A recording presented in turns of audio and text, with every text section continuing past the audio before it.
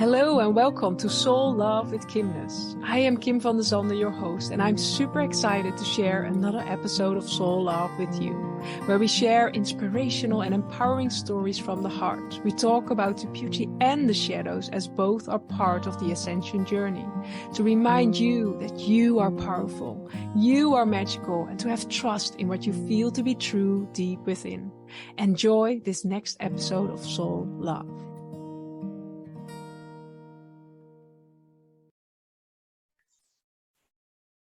Welcome everyone to a new episode of Soul Love, and I'm super excited to share the amazing frequencies and vibrations of my beautiful soul sister Hatumbra with you. So welcome Hatumbra from Africa joining us.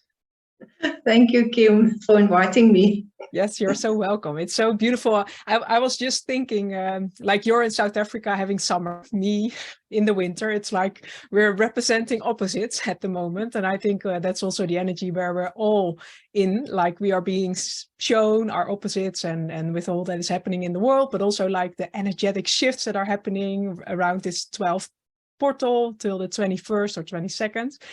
I don't know how that has been for you, but it feels like such an accelerating time. And I just thought it's interesting that you now representing summer, me winter, but it's infusing both to create a magical thing. So yeah, it's beautiful. Yes, yeah. No, it is. I found this last while to be, the energy is actually even more busy. Yes, it is. But before I think before the 11th of November, it was more difficult. Mm-hmm. And then for me, I made a shift after that.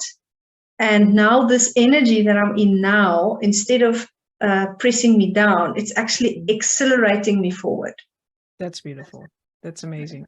Yeah, but it's interesting because we all live on this same earth and we all are influenced by the stars and the different constellations and different paths. But you are on the side where you are on the earth, you're going into the summer solstice and we're going into the winter, and the winter is really a time of going within and the summer is a time of, so I think I'm just realizing, I think it's interesting that we're both on the same earth plane, but in a way experiencing different paths of our growth or of the awakening, or different things are being activated within us. Like, yes. For you then accelerating more, for me it's more going within. Yeah, going inwards. Yeah, yes, yeah. And I've seen that, especially if you're very sensitive to the earth energy, and if you are sensitive to the cosmic energy, then your body works with it.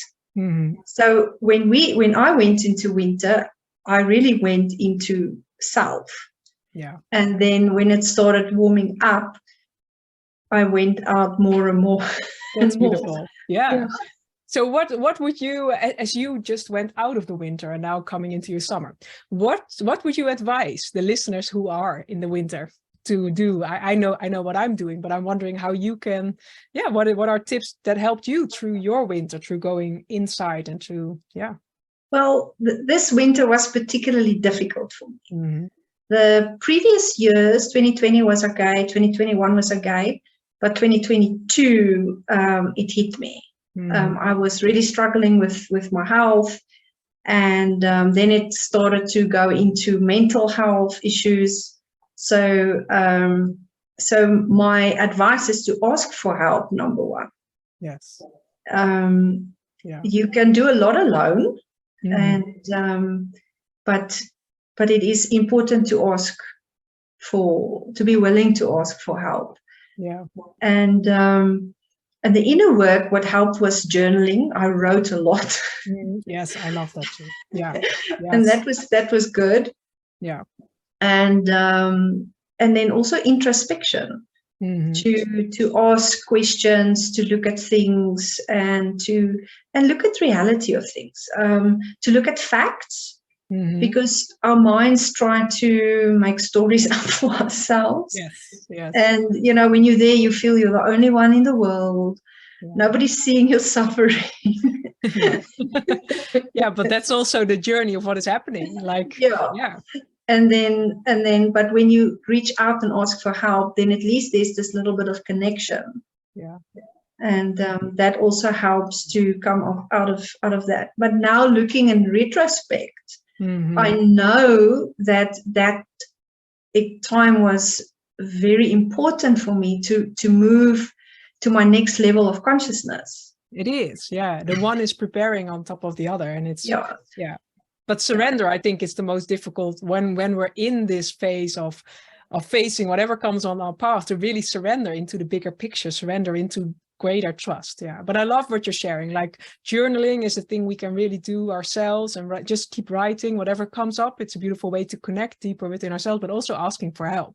And that can already be like asking your neighbor or asking a friend, or just being open about what is happening. I think already us being willing to share from this vulnerable space already shifts so much, but it's not something that most of us have been taught to really open up in that way and to share of what is happening, or on the deeper layers, like not the surface things, because we are doing that a lot, but it's like on the deeper things, and really seeing.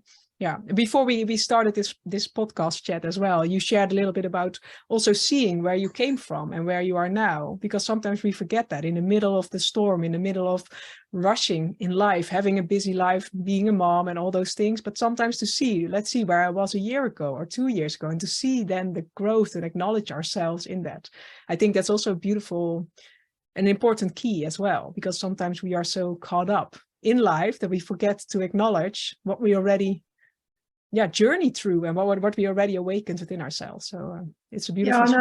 And I find that as humans, especially in the Western culture, we are always pushed for more, bigger, more, faster. Yes, absolutely. Yeah. Yes. And what's the next? Yes. And so it's important to just have that moment and say, okay, it's I came a far way, and then acknowledge that. A moment of reflection and acknowledgement, because that's also loving to ourselves, instead of constantly pushing to really say, okay, see what I already have done, or see where I came from, or I think that's huge. But it's interesting how this journey, and I think also I see that around me a lot, it's really inviting us to connect deeper within, because the energies are speeding up. Whatever you're in, winter or summer, it doesn't matter. The energies are speeding up, and it's really like almost in the middle of the storm, holding on to this centeredness within ourselves that is going to help us, where before we could rely, maybe illusionary rely, but somehow we could rely on all sources outside of ourselves. But I don't know how you notice that, but like the world is rapidly changing in many different ways, not even in 3D ways, but also in more multidimensional things open up, and the only thing we have is our inner truth and really our connection with source. I don't know how you experience that in this time, but it's like it's really inviting us to go even more within, and to trust that inner guidance that might be different for you than for me, but really to honor our inner journey. I found that the world is very much in a state of fear, and a lot of uncertainty. Yes. And that uncertainty is causing us our nervous systems are being activated. Yes. Now, I found that if I can, like you said, hold your center, but that means going through life as calmly as possible. Like when you are doing something, do it with presence. Yes. And don't do 100 things at one time. No. Try to do the one thing, but do it as best as you can, with as much centeredness as you can, with as much presence as you can, as calmly as you can. And when you hold that frequency of calmness, then the outside chaos, I find it bounces off you more. Then you don't absorb all of that fear messages that's coming through, all that things that activates your nervous system. I love that. If you're really being present in the now, it truly is, because it's almost like a meditative moment, or it brings you out of the rat race or whatever is happening, the stressful moment, and it's really recentering in yourself, and by that your body relaxes and you're able to see it from a higher perspective. That's also what I notice when I'm really present in the now moment. I can also see like the little beauty that is around me, or the little gifts, and then you can see a bigger picture of what is happening, or because Yes. otherwise we're in it. So that's beautiful. Yeah, and notice the little moments of joy, the little bits of pleasure, the moments of happiness. I mean, happiness is not something we pursue or chase after. Happiness is in the moment, and if you miss it, you miss it.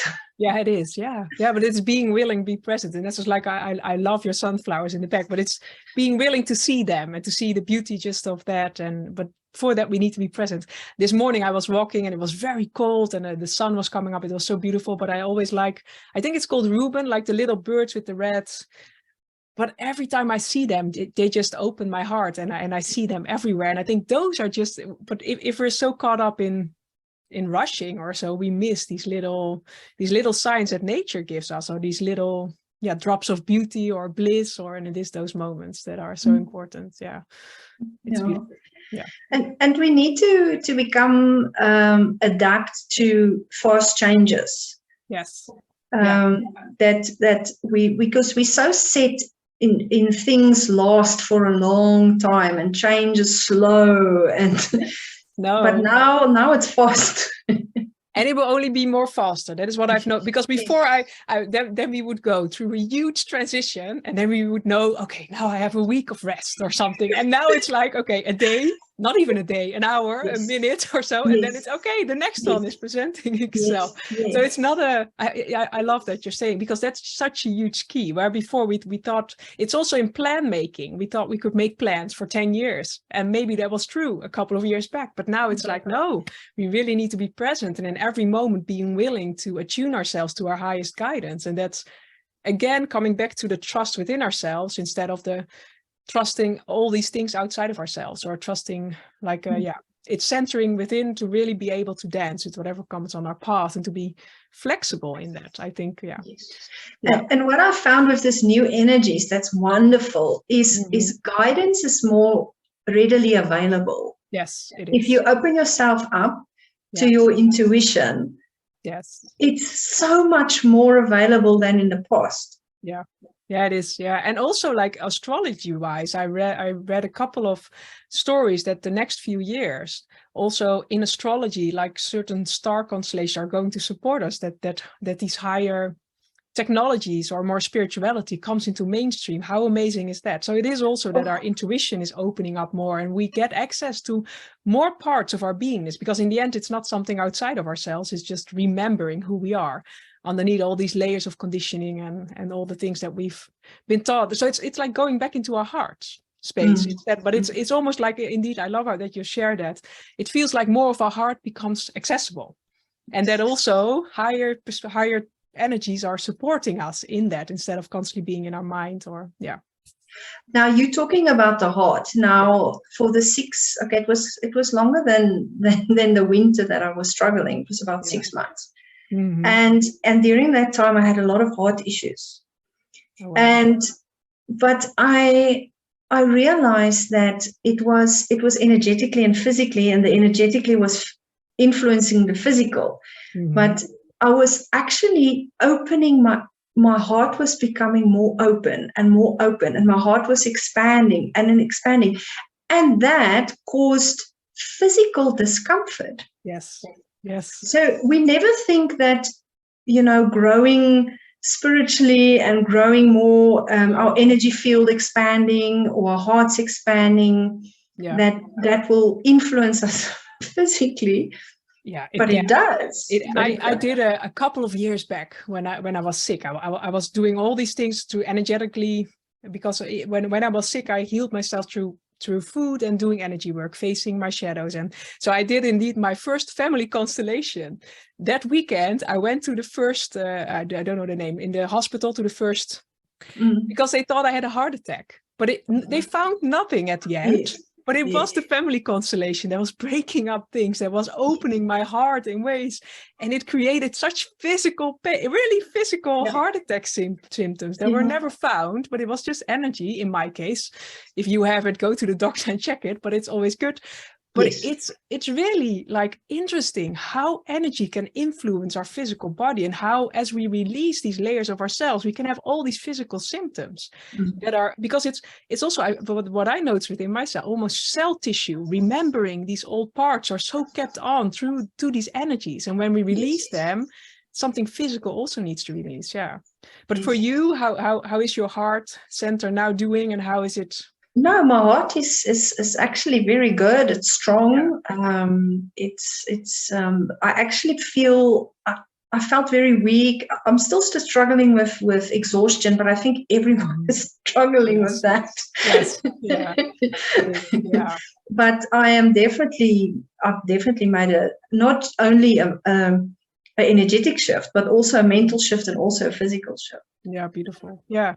But I think that is the journey. It's working with all the parts of ourselves. So not only doing the spiritual thing or the energetic thing, but also our physical body, because it is our vessel. So we need to honor that, and we need to listen to it, and we need to use also all the tools that are there. And sometimes it's the medical system, and sometimes it's energetic work, and sometimes it's physical mind work, because that's also important. Our mindset and it's like almost healthcare, but then on all levels, not only one area, because then it's not the wholeness of our being. It's like, seeing the totality of who we are and honoring that. So I think that's beautiful. Yeah. Yeah, we definitely have to move away from that we mind, body, spirit.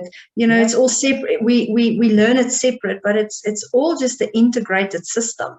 It is. Yeah, it is. Yeah. But even if you look in books, even my book, but most books are only on one area. Yeah. And that's beautiful, because you can reach a lot on one area, but in the end, it's a whole foundation. So you need to elevate all the parts of you to go into these higher states, because otherwise it's like, you can build only this part of like I sometimes see it like a pyramid. You can only build this side, but then the rest keeps you down, because it's like, if you don't keep your physical body healthy, you can have these amazing experiences in meditation and in then it's like, okay, if you're that was with me when I was sick. Well, it was like I was so tired. Then you can have like the desire to create whatever you want, but if your body doesn't want to, it's like, it stops at one point, because so it's like it's inviting us to see all the different signs, but also discovering what our body wants to share, because it's such an important tool. Like you with your heart, me, like our body is constantly sharing messages with us through our disease or through whatever is happening, because it's like a disconnection in our system. And I also received guidance that we must, when we go up into the other dimensions, and the info that we bring down, we have to take action about it. Yes. It mustn't just stay up there, or it's not up there, but we know how we talk. Yes, I get it. Yes, but that's not the not the truth. But, no.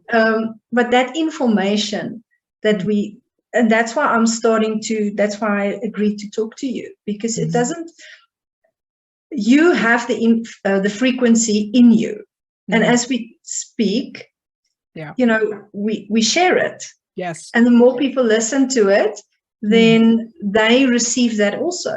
Yes. And then, and that's in one way. And the other way is, what are you going to do? Are you going to see people? Are you going to do some other work? How can you bring whatever you receive into the physical to be of service?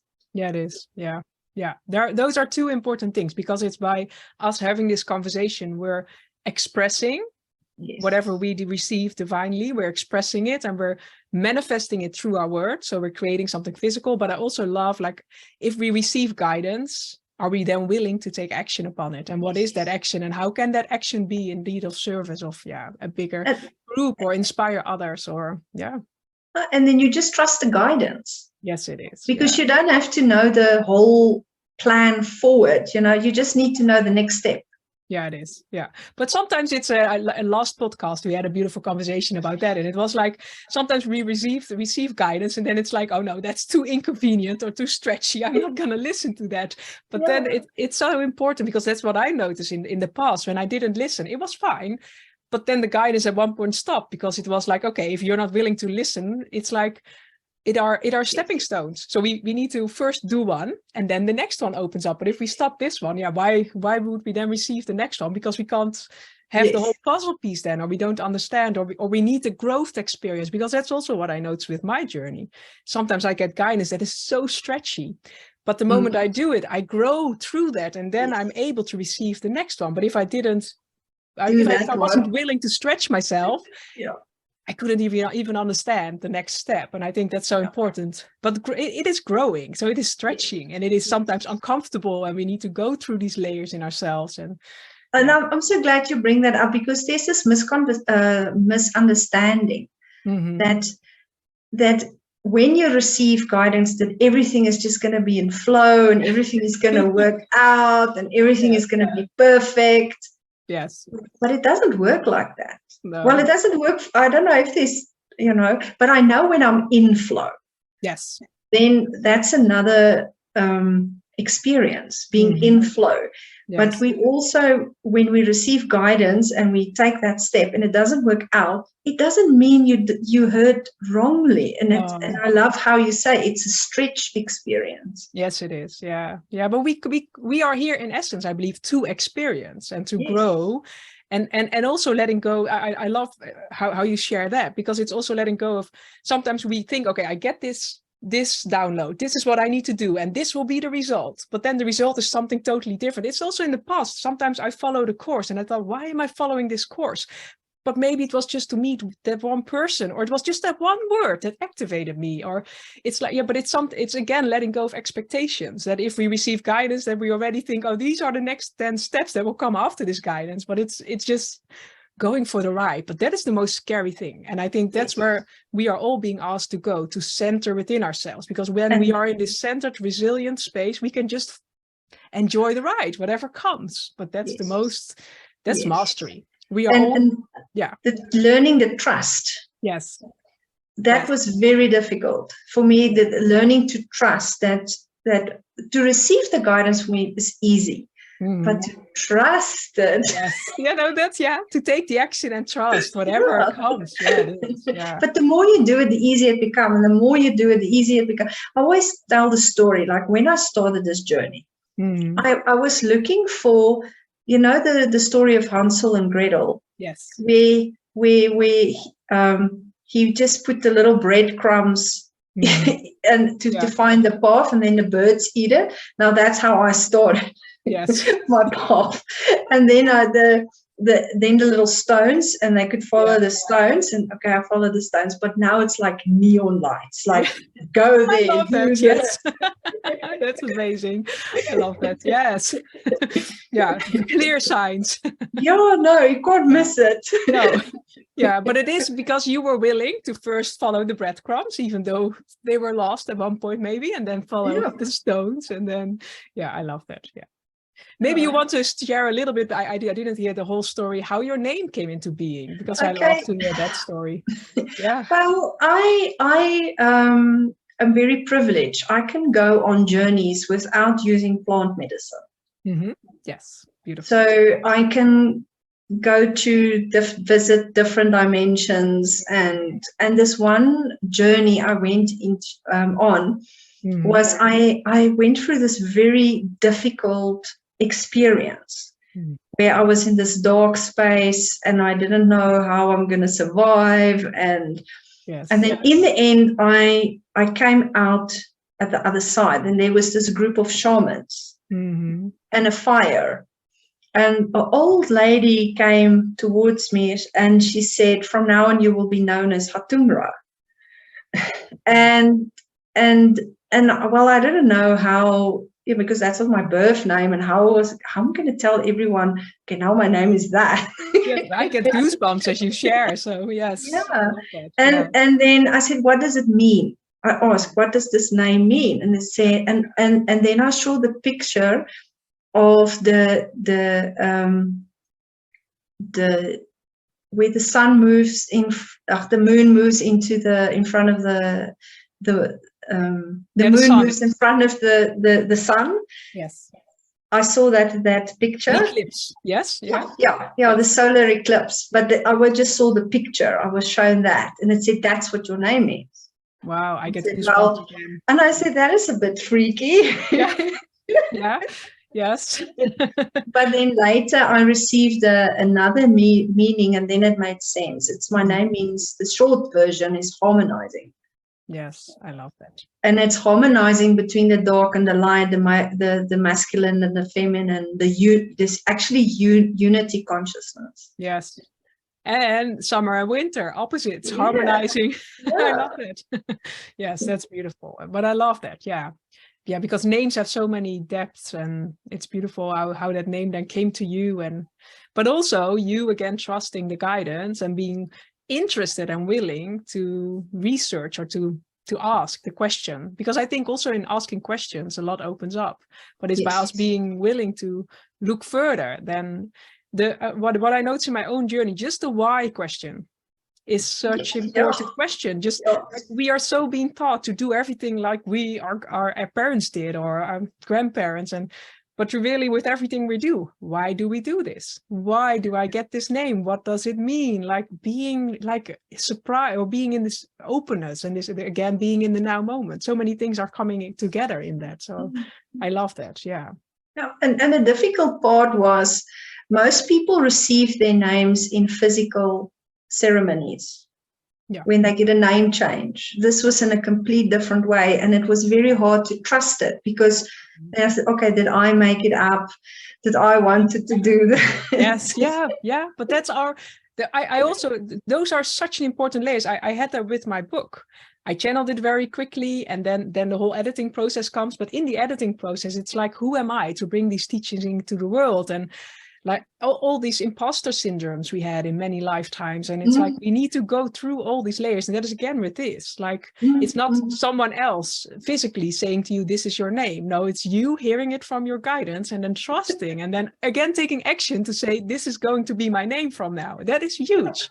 But it's like, we need these physical confirmations, and it's letting go of that. I think that's, if we can make that shift in ourselves to come back to that higher guidance more, the guidance of our heart, and really trust and align to that. I notice within my life gets easier. It doesn't mean you don't get triggers. It doesn't mean sometimes it's not always beauty. It's sometimes also the shadows and the darkness, but you have yourself. Yes. Your most important tool. You are connected, and I think that's important. And this as well with this, I think it's beautiful. Yeah, it's like you create a different reality bubble for you and your family. So you're connected to people outside of your reality bubble, and you say, wow, that's how you experience life, and it's so much different than the way you experience life. Yes. Yeah. And like you say, you still experience all the difficulty and the things and so, but you cope with it differently. You look at it differently. Yes. It affects you differently. Yes. Yeah, and I think that's what we're all being asked to go through, to that centeredness in, and then we experience it differently. And we also contribute to the field differently, because if we don't fear changes, if we don't fear the unknown, we put trust into that collective field. And that is the vibration we are then co-creating together. Because I'm strongly about, we as an individual, if we choose to be happy, if we choose to be peaceful, if we choose to be just centered in ourselves, we are already contributing huge energy to the collective field, because the energy of love, of peace, is much higher than the vibration of fear. And if we as a single person choose that energy, that is what we're contributing. We're not contributing this fear, lower vibration. We're saying we're choosing love, even peace, or just calmness is already such a huge, if you see the vibration ladders, are such a huge vibration. And then it's like, it's almost seeing like we're creating this field all together, all around the world. But one person choosing fear or love instead of fear is a huge shift already. And it's honoring that. And yeah, I think also in that we sometimes have this illusion that one person can't change anything, but we can change huge. And I think if we all shift in that, everyone takes this responsibility for doing their inner work, coming into this place of stillness and change and love, things start to change rapidly. But it's honoring ourselves. And absolutely. So thank you for sharing your beautiful magic and sharing your beautiful and also, if people want to work with you, what are beautiful ways they can they can contact me on Facebook Messenger. and I've got a Facebook page. I will put the link. Yes, we'll put the link underneath. Yeah, that would be amazing. Sharing these beautiful journeys with others. And it's really, what I also really love about your work is just the honesty, because that's what we're all being asked to go through. We're all human. We're all going through these experiences, and it's just being honest. And also what I noticed within my journey, it's holding space, because in the end, every journey is unique. Every session is unique, but it is that uniqueness what we're here for. So it's like holding space, standing beside someone so that they can awaken their magic and awaken their light. And together we can co-create even more. So I love that also about your messages. And it's about, also being this mystical being, but grounded, centered. So thank you. Thank you for stepping up in that space. Thank you. Thank you so much. It was wonderful. Yes, it was really great having you. And I will share your information below. And for everyone listening and tuning in, thank you again for tuning into this beautiful podcast. And I'll see you in the next one. Much love. Bye.